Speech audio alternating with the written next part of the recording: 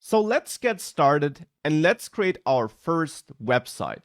And as you learned in the last lecture, that means that we basically now create our first HTML page, because that in the end then is our website.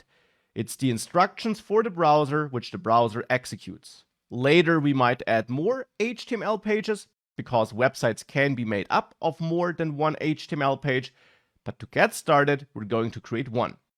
Now here I'm in an empty folder on macOS. As I said, you can also follow along on Windows or Linux, it does not matter. You just need some empty folder anywhere on your system. For example, on your desktop, create a new folder there, give it any name you want, and in that folder, we now want to create a new text file. Now I'm going to show this for both macOS and Windows. Now let me start with macOS. On macOS, we can simply open up the TextEdit app, which is pre-installed, and there I will create a new document.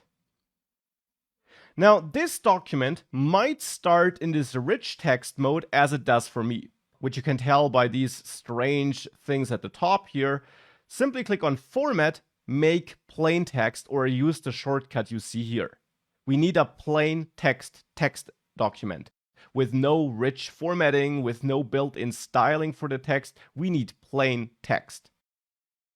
Then we can save this file and save it to this empty folder you created.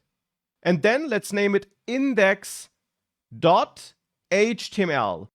Replace the .txt extension with .html.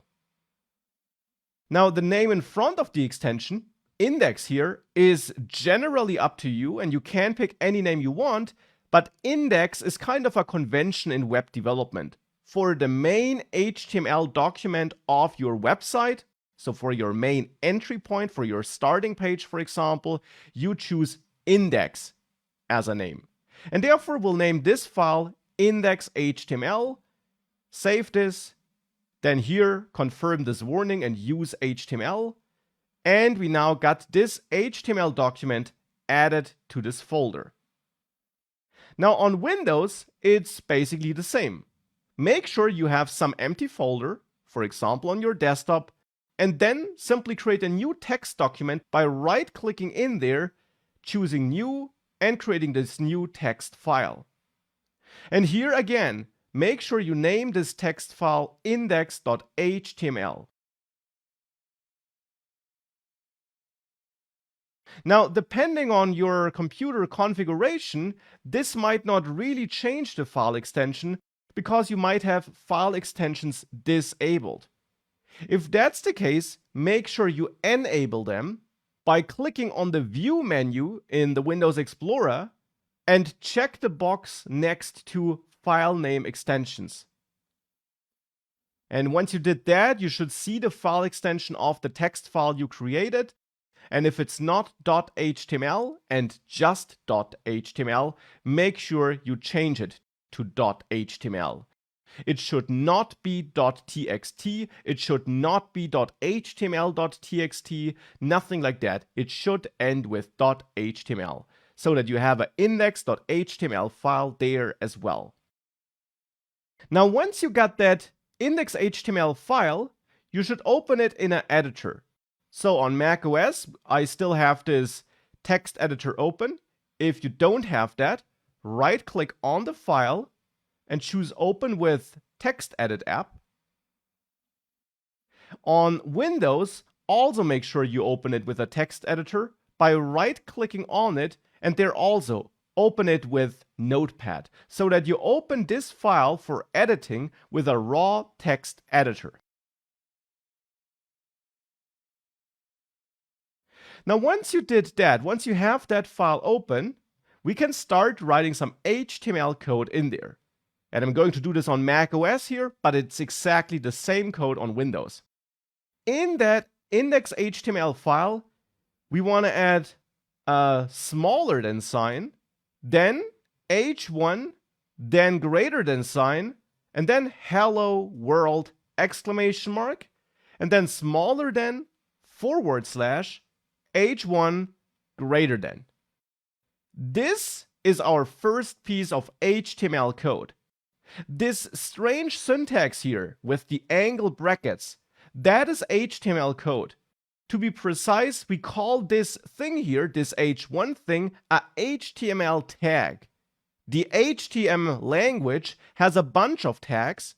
They are all standardized. You can't come up with your own ones, of course, because the browser needs to be able to understand them, and they give different instructions to the browser. The H1 tag, for example, gives the browser the instruction that the content between the tags, between the so-called opening and closing tag, that the content between those tags should be treated as a main heading, so as a title, so to say. Just as in a Word document, you might have a main title on top of your document. So once you edit this, make sure you save the file with a shortcut or by going to File, Save. And once it is saved, you should be able to double-click it to automatically open it in the browser. If that does not work, if it's not getting opened in the browser automatically, you can always open with and then select a browser there. In my case, Google Chrome.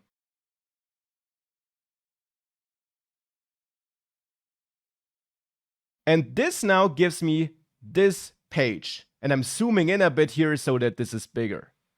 So here we see Hello World. And if we right-click into the browser here, we can view the page source, so the source code the browser evaluated for bringing this to the screen. And here we see this HTML code which we wrote. And that's our first very basic website. If we wanted to, we could now take this HTML file, upload it on some rented server, and see it out there in the web. Now, we might not want to do that because the use of this website is kind of limited, I would argue, but still, it's our first website and therefore an important first step. Now, if we quickly come back to this website as we loaded it, it's interesting to take another look at the browser address bar. In the first course section, you learned that there you enter the address of a website, the domain or IP address, typically the domain. Here we have neither of the two things. Instead, in the end here, I have the path to that file, to that website file. The reason for that is simply that at the moment we have no server at all. We're just opening this HTML file with the browser, which the browser, since it is a tool for displaying HTML code, is able to do. So that is something you can do locally on your machine. You can open HTML files with the browser and it will display it like a website, treat it like a website, but this page, this HTML page, at the moment is not being served by some server. That's why we have neither an IP address nor a domain here in the browser address bar. That's just something I wanted to point out. Soon enough, we will have a local development server, but at the moment, we don't have that yet.